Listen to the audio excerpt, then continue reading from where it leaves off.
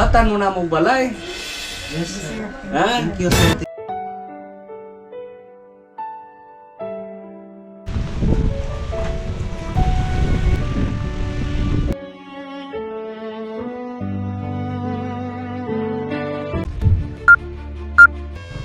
Hello guys, mga katikang natin dyan. Kumusta kayong lahat? Ngayong araw, samahan nyo kami. Maghatid kami ng materialis doon sa lugar kung saan natin itirik ang bahay sa mag-asawang bulag. Galing sa baba sa may kalsada, umakyat kami ng kunti dito. Yan po, nakasunod sa amin ang truck, delivery truck sa hardware. Unang biyahe pa to nila, may pangalawang biyahe pa. Ang unang biyahe po, karga po nila ang mga kahoy, simento, bakal, yero, plywood, at saka yung pangalawang biyahe mamaya ay ang hollow blocks, ang buhangin.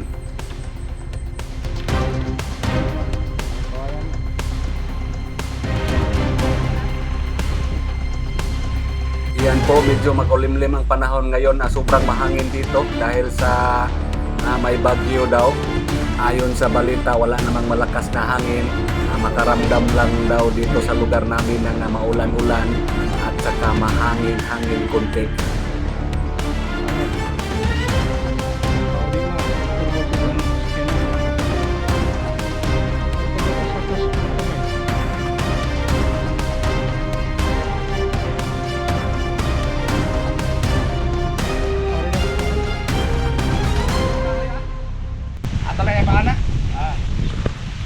Yan po, magkabahay na talaga ang mag-asawa.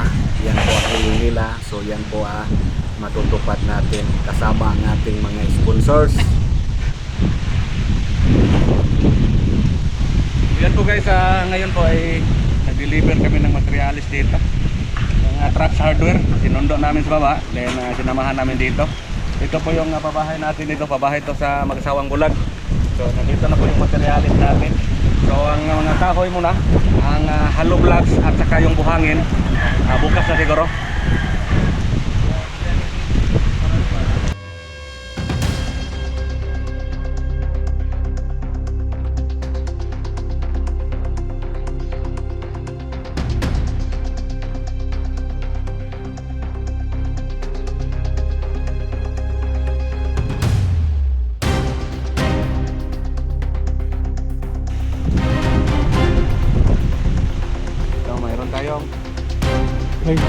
Marin.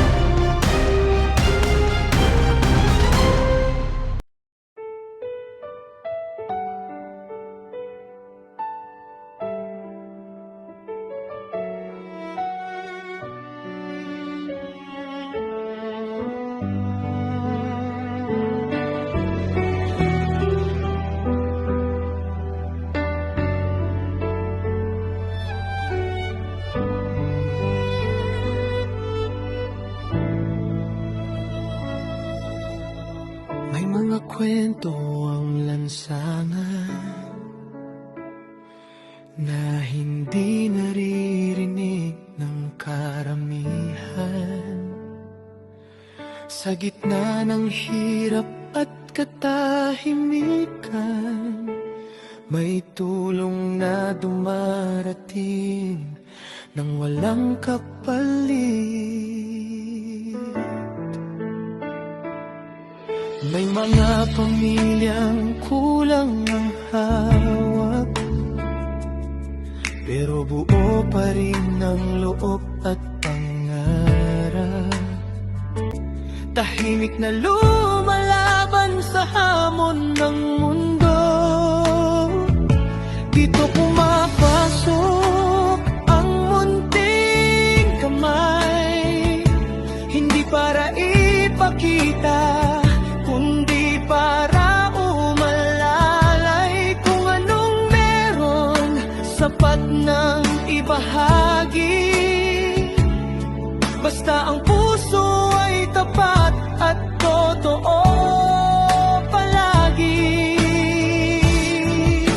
Ang Reneosiblos, simpleng pagtulong lang para sa mahihirap, walang kapalit na inaasam. Hindi para sa papuri, hindi para sa pangalan, kundi para sa kapuwang pagod na sa kahirapan. Kung may gumaan na kahit isang araw, sa gitna ng hirap may pag-asang sumisilip agad. Ito ang dahilan kung bakit nandito kami, tumulong ng tahimik.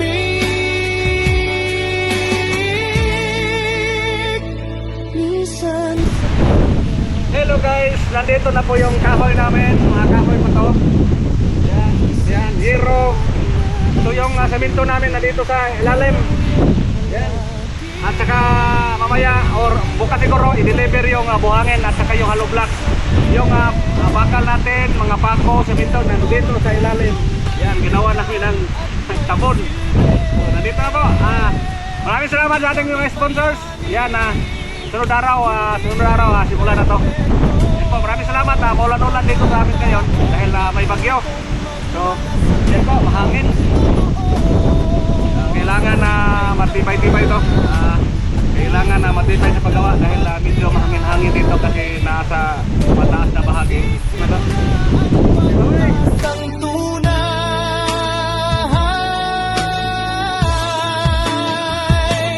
Kung napadaan ka sa Reneosiblos ngayon, sana maalala mo ang aral ng panahon.